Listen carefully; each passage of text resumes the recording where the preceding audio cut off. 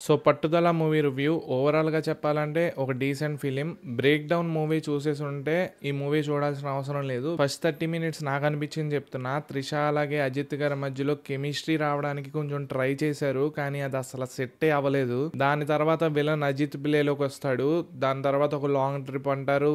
First half అంతా దీంతో సరిపోయిద్ది. స్టోరీ బావుంటుంది. కానీ నేను ఆ క్రెడిట్ విడుదలై టీమ్‌కి ఇవ్వలేను. Because it's obviously remake. So credit అంతా 'బ్రేక్ డౌన్' మూవీకే వచ్చిద్ది. సాంగ్స్ ఆబ్వియస్లీ తెలుగు రీమేక్ కాబట్టి అసలు ఎక్కలేదు. మూవీ మొత్తంలో నాకు ట్విస్టులు లేవు, ఎంటర్టైన్మెంట్ లేదు, యాక్షన్ ఫైట్స్ లేవు, సరైన ఎలివేషన్స్ లేవు, డైలాగ్స్ లేవు, కెమిస్ట్రీ లేదు, ఓన్లీ స్టోరీ ఉంది. దాని క్రెడిట్ అయితే నేను ఈ టీంకి ఇవ్వలేను. స్టోరీలో కూడా నాకు కొన్ని పాయింట్స్ నచ్చలేదు. బికాస్ ట్విస్ట్లు అన్న నేమ్తో రెజీనా కసాండ్రా అబద్ధాలు చెప్పుద్ది. అవి అబద్ధాలని మనకు ముందలే తెలిసిపోద్ది. బికాస్ అజిత్ అండ్ త్రిష గారి మధ్యలో ముందల బాండింగ్ అలా చూపించారు. సో అవి అబద్ధాలని తెలిసినప్పుడు వాటిని ట్విస్ట్లు అనుకోలేం మనం. అండ్ మీ వైఫే మిమ్మల్ని చంపడానికి మనీ ఇచ్చింది అనే దాన్ని కొంచెం క్లమ్జీ అనిపించింది నాకు. ప్లస్ మూవీ మొత్తం అజర్బైజాన్ లోనే తీశారు. స్టోరీ కూడా చాలా లాగ్ ఉంది, ఎంటర్టైన్మెంట్ లేదు. ఏదో మూవీకి వెళ్ళాలనుకుంటే వెళ్ళొచ్చు. That's it guys, see you tomorrow for Thandel.